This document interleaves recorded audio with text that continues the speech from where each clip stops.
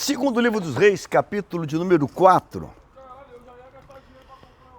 Esse texto, ele tocou o coração a partir de algo de Deus, um toque de Deus e um diálogo com um dos nossos companheiros, colaboradores, um dos nossos pastores, e eu já vou inserir ele dentro dessa reflexão. Capítulo 4, versículo de número 8 em diante. Certo dia, Eliseu passou por Sunem, onde morava uma mulher rica, que insistiu que ele ficasse para uma refeição. Assim, todas as vezes que passava por lá, entrava para fazer uma refeição. Versículo 9. Ela disse ao seu marido: vejo que este que passa sempre por aqui é um santo homem de Deus. Vamos fazer um quarto pequeno no terraço da casa, colocar nele uma cama, uma mesa, uma cadeira e uma lamparina. Assim, advérbio de tempo, quando ele vier à nossa casa, poderá ficar ali. Capítulo 4, versículo 9. Dando um salto agora. Versículo 18. O menino cresceu e certo dia foi encontrar-se com o seu pai, que estava no campo com os ceifeiros. De repente ele disse a seu pai: ai, a minha cabeça, a minha cabeça. Então o pai disse a um dos servos: leve-o para a mãe. Esse texto, ele tem dois momentos e eu quero pensar sobre esses dois momentos.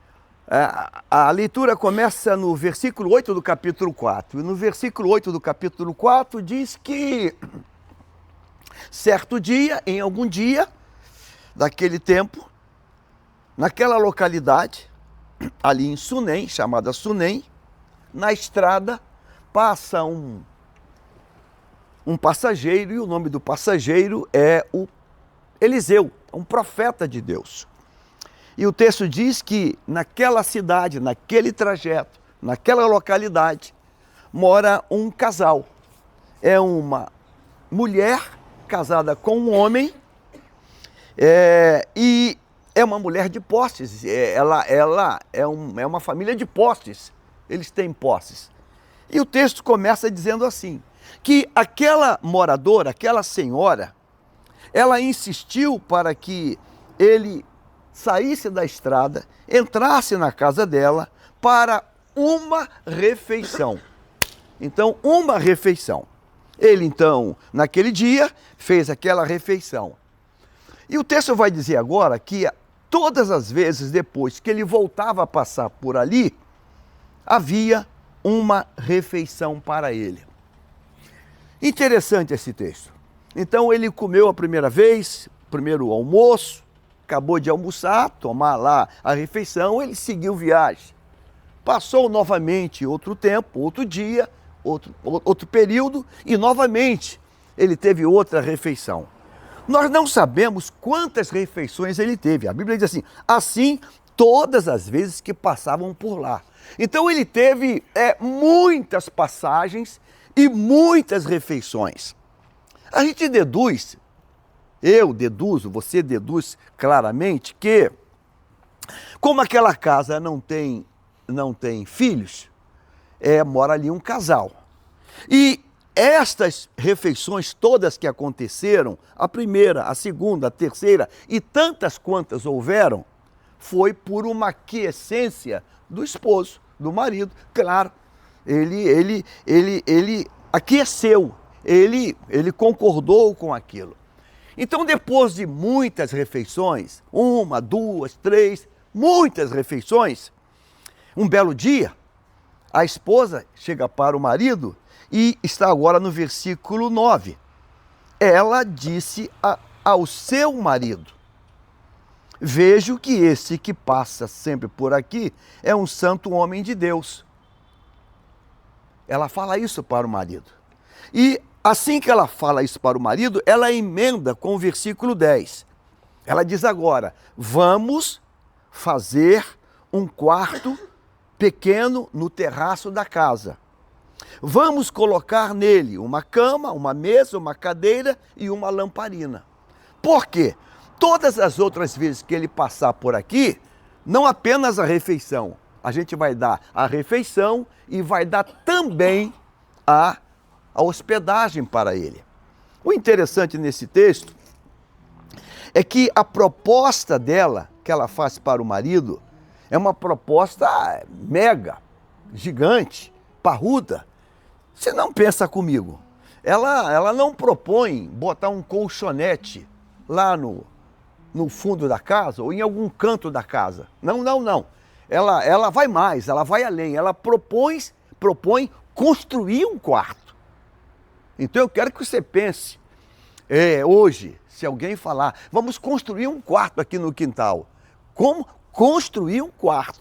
Ela propõe construir um quarto e ela propõe mobiliar um quarto.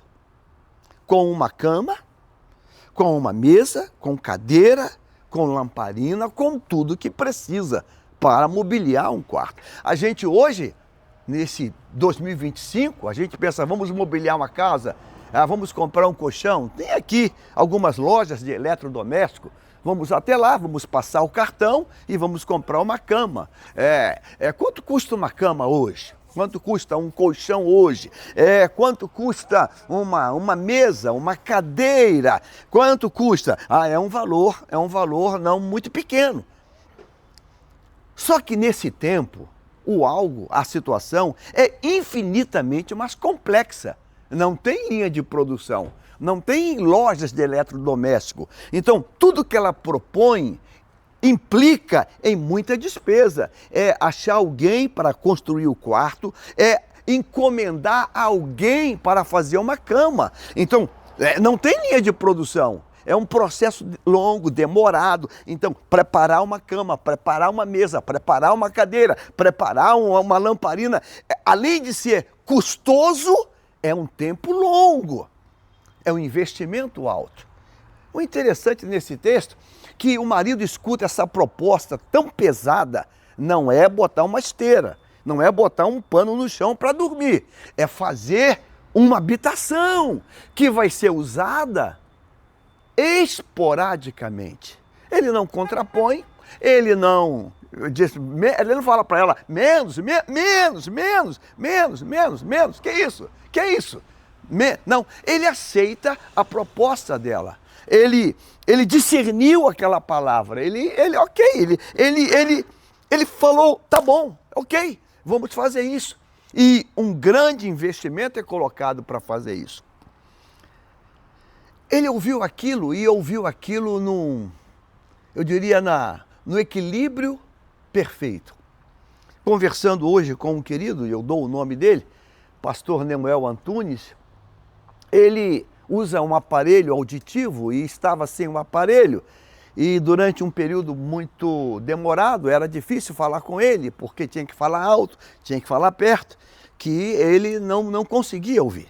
E Deus estendeu a mão, um milagre aconteceu e ele recebeu um aparelho auditivo. E depois que ele colocou o aparelho auditivo, fomos conversar com ele e ele disse, tá legal, mas não tá legal. Tá bom, mas não tá bom. Mas por quê? Porque tem que equacionar, tem que regular isso. Então, tá bom, mas não tá bom. Tá bom porque agora eu tenho um aparelho auditivo, mas não tá bom porque tem que fazer uma audiometria. Eu tenho que equalizar isso. Eu não posso nem escutar muito baixo e nem escutar muito alto.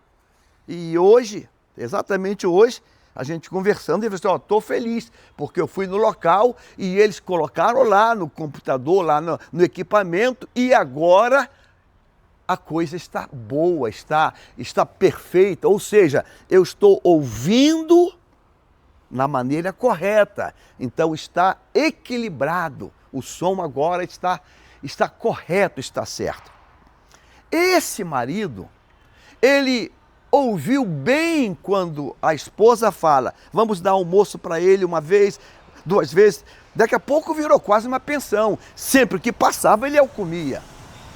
Sempre que passava, ele comia. Agora a esposa fala, agora não é mais só comida não, agora vamos construir um quarto e vamos mobiliar um quarto. Ele não pergunta quanto vai custar, como vai ser, não, ele, ok, tá bom. E se constrói um quarto, mobilia um quarto, ok.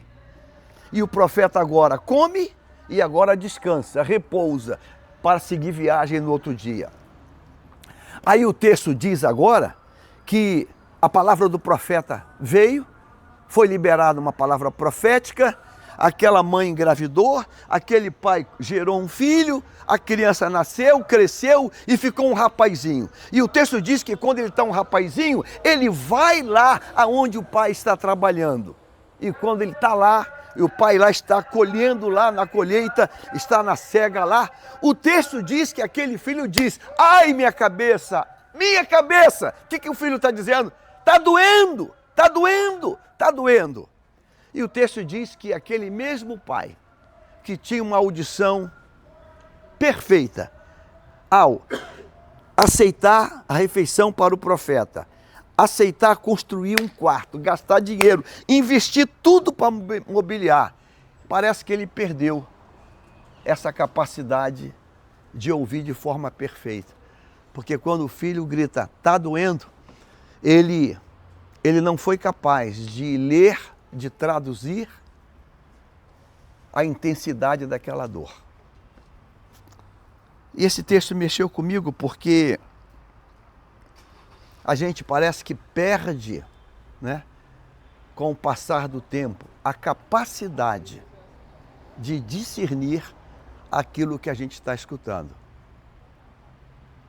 Quando ela propõe dar comida, ele escutou bem, repetir várias vezes a refeição, escutou bem. Não está na Bíblia assim, esse cara não trabalha não, mas toda vez ele passa aqui, vai comer aqui, ele tem que começar a cobrar, porque uma vez foi de graça, duas vezes, mas ele vai comer sempre aqui, vamos botar aqui um precinho. Não, ele escuta aquilo com perfeição e vai num crescente. Depois de muitas refeições, ela diz, agora vamos fazer mais, não é só comida, vamos fazer um quarto, vamos mobiliar, vamos investir um dinheiro aqui. E ele diz, ok, vamos investir um dinheiro. Ele não propõe botar ele numa hospedaria, num alojamento, ou deitar numa esteira. Não, vamos fazer, ok. E quando é que vai ser usado isso? De vez em quando. A gente vai fazer um quarto, vamos mobiliar um quarto. E quando é que ele é usado? Só quando ele passar. Mas ele passa quando? De tempo em tempo. Mas vamos fazer isso. Ele escuta aquilo. Ele escuta aquilo eu vou chamar no timbre da perfeição, no timbre divino, no volume divino. Passa o tempo e o garoto diz, está doendo. E ele perdeu essa capacidade. Porque quando o garoto diz, está doendo, o filho dele, o filho que ele não tinha, o único filho, o filho que ele não tinha e passou a ter, ele diz para um empregado, leva ele para a mãe.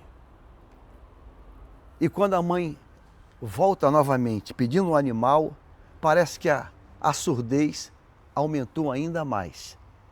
Porque ele não é capaz de perguntar, e o menino? A dor do menino passou? A gente perde a capacidade auditiva. A gente perde. Eu acho que eu vejo isso lá no Calvário, quando aquele ladrão da direita diz, cala tua boca para o da esquerda, tu é maluco? Nós merecemos estar aqui, mas ele não. Então o ladrão da direita diz, Senhor, lembra de mim quando tu entrar no teu reino. E o Cristo, na cruz do meio, diz, hoje você vai estar comigo no meu reino. A minha pergunta é, o ladrão da esquerda ouviu essa palavra? E se ouviu, por que não tentou pegar uma carona? Também quero. Ou será que ele estava absolutamente surdo? Eu penso que é por essa razão que lá no Apocalipse, para as 7 igrejas, a palavra é a mesma. Quem tem ouvidos, ouça o que o Espírito diz à igreja. Nós precisamos ouvir. Eu preciso ouvir. Você precisa ouvir. Nós precisamos. Vamos ficar de pé? Aleluia. A audição daquele homem era perfeita. Mas parece que ela foi caindo, ela foi diminuindo. E eu quero pedir a Deus que a minha e a tua audição, ela não diminua, que a gente seja capaz de ouvir bem, ouvir a voz do céu. Pai querido, ó Deus, nos ajude na nossa audição. Nos ajude, Deus, para que a nossa audição não regrida. Nós nem queremos ouvir de mais e nem queremos ouvir de menos. Nós queremos ouvir, Pai, a Tua voz, o Teu falar. Ó Deus, aquele homem era um bom homem. Aquele homem, ele investiu no reino. Aquele homem construiu um quarto. Aquele homem mobiliou. Em nenhum momento ele pergunta para a esposa, quanto vai custar isso? Quanto isso vai custar? Não, ele não pergunta nada disso. Aquela proposta que ele ouviu, ele entendeu que era a proposta vinda, chancelada pelo céu. Oh, Deus. Vinda com carimbo do céu. E tanto era que por causa daquela proposta, a fertilidade entrou. Sim. Uma criança nasceu. E a alegria foi estabelecida naquela casa. Mas logo em seguida, parece que ele perde isso. Oh Deus, a minha oração hoje é, me ajude a não ficar surdo. Em nome de Jesus. Dizemos amém. Amém. Deus abençoe. Um abraço, um beijo, um doce e um queijo.